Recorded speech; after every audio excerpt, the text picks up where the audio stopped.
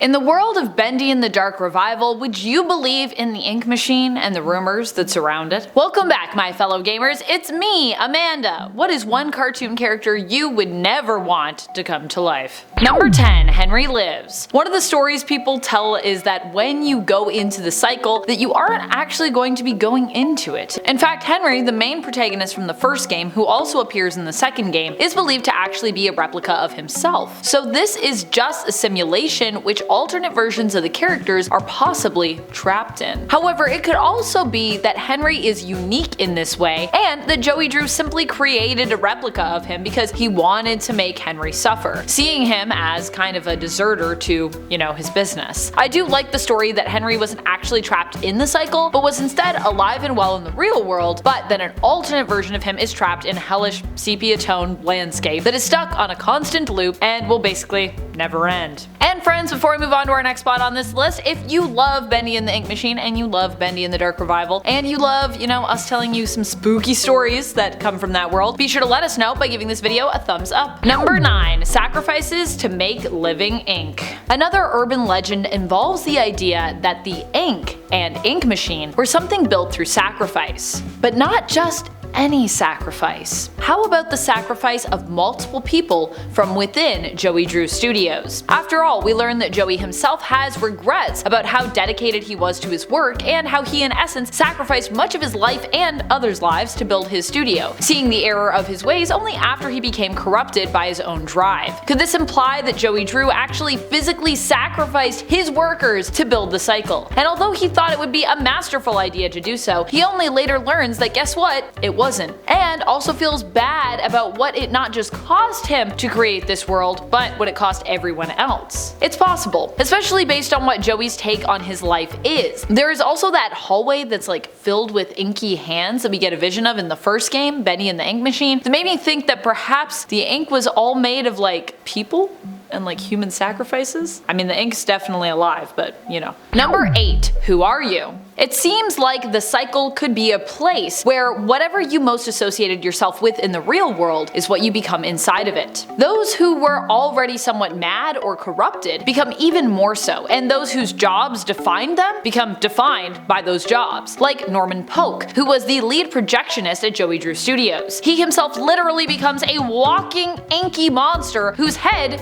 is a projector. In the case of the Lost Ones, they could be seen as people who are not clearly defined in life by anything, or who never really got to discover themselves, who they were, and as such became devoid of identity. Just inky black humanoid shapes trapped forever in the cycle with no real purpose, as they were in life, people who did not know who they were and who didn't have a clear, strong sense of purpose. If that is true, being a lost one in this world would be horrifying. It's already hard enough not knowing who you really are in the real world and trying to figure that out, but to be trapped in a body and a mind where you never be able to discover yourself because you have no identity, that is a frightening prospect. Number 7. Everything is the cycle. This is an urban legend that interprets Henry's appearance in the games in a different way. What if instead of the cycle being an animated world where almost everyone was a replica that was inspired by real world people who were perhaps safe and not really themselves in the cycle was actually the real world. Kind of like a Matrix theory. Basically, even the real worlds that these characters had believed they had lived in, working for Joey Drew,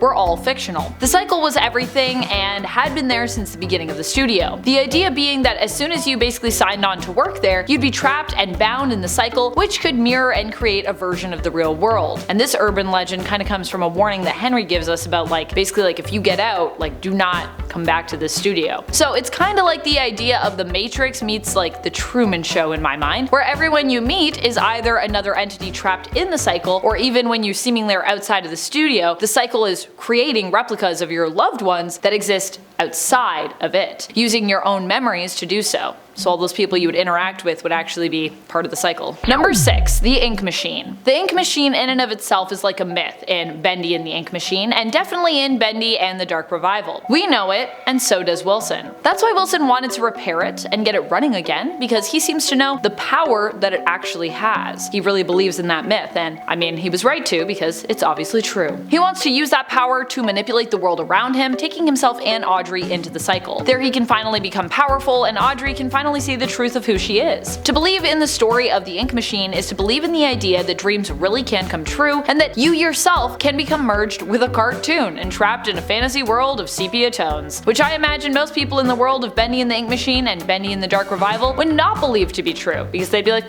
that sounds crazy, and then it would happen to them and they'd be like, oh my gosh, my life. However, whether or not people believe it, this is what we know to be true from playing the game. So although this one might seem pretty evident in the context of the in-game world, it wouldn't, unless you yourself experienced, I guess, getting sucked into the cycle. Number 5. Immortality. Being reborn through the inky darkness seems to also be something of an urban legend that we see come true in the game. I'm sure there are those in this world that have heard tales in the cycle of what happens when you die there. For Henry, this urban legend becomes an experience in the first game. When you die, you are reborn through what appears to be an inky tunnel, and when you walk towards the light, you emerge again out in the cycle, alive once more. The fact that this is possible could easily be attributed to the idea that because you are perhaps converted to ink in the cycle, you can simply be recreated from ink. Redrawn, in fact, if you prefer. That's how I like to think of it. I like the idea as well that living in the cycle is not horrific in the sense that you will die, but is more horrific in the sense that you will live forever, unable to escape it. I don't know about you, but to me, that sounds like a fate worse than death, especially when you consider that some of these people end up mashed up with cartoons, somewhat becoming them permanently for the rest of their lives in the cycle. Number 4. The demon is dead. When we get right into Bendy and the Dark Revival after being sucked into the cycle, there is a rumor going around that the demon has been defeated, with Wilson seemingly taking credit for the defeat of the ink demon. However, others in the cycle are more skeptical in regards to whether or not this is true. And in fact, we later learn that it isn't true at all, as we even end up meeting and reluctantly allied with the ink demon. Would you make an alliance with the ink demon? I guess sometimes in the cycle you gotta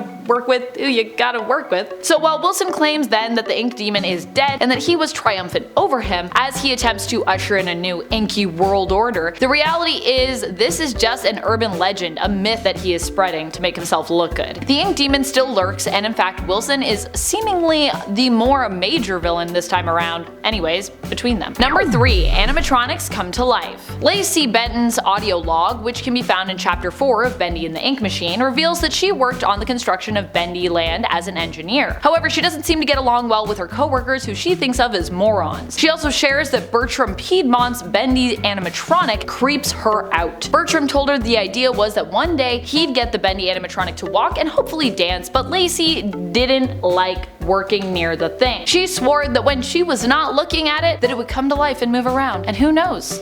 Maybe she was right. I mean, if it was made out of the same ink that everything else is made out of, this ink seems to all be alive, so you know. Number 2. The bacon soup. The lore runs really deep with this item in the games, my friends. It's been alluded to before that the bacon soup can corrupt you, and Markiplier had a theory that the soup is actually what allowed the people that worked at Joey Drew Studios to become trapped in the cycle in the first place, with the soup possibly slowly turning them all into ink-based beings from the inside out. Now, from the recipe that's given to us in the Joey Drew Studios employee handbook, however, it seems like the soup, it's just soup. None of the ingredients say ink, but hey, I don't know, maybe there's inky potatoes in there. But I also do wonder if the soup is changed somewhat by coming into the cycle, and if consuming it while in the cycle could possibly even change your character. The soup seems somewhat sinister for sure, and it is possible that it's there to control or manipulate you. On the other hand, it could just be, you know, really good soup, as is evident by the fact that it can completely heal you, even when you're like basically on the brink of death, so. Number 1. Ink Demon and Salvation. Sammy believes in his own version of an urban legend in the games, although I don't think he'd call it that himself. Although he is seemingly killed and defeated in the first game, Bendy and the Ink Machine, he is later also seen alive and well in Bendy and the Dark Revival. Well, alive. I don't know if we can call it alive and well. Sammy was driven mad from consuming too many ink bottles. He believed that the Ink Demon was in essence a god who had the power to free people from the cycle, and so he chose to worship the Ink Demon. He would also sacrifice or attempt to sacrifice others to it, believing this would win him the Ink Demon's favor, who would then eventually set him free. However, Sammy still remains trapped, with his body still made of ink, but it seems as though he's not the only one worshipping a version of Bendy in these games, as there are other seeming shrines to Bendy, the cartoon character, throughout. And of course, the Ink Demon is a version of Bendy, just one that is more monstrous and twisted, seemingly. Thank you for watching. For a place that is focused on creating fun cartoons and cartoon characters, Joey Drew and and Archgate films sure have some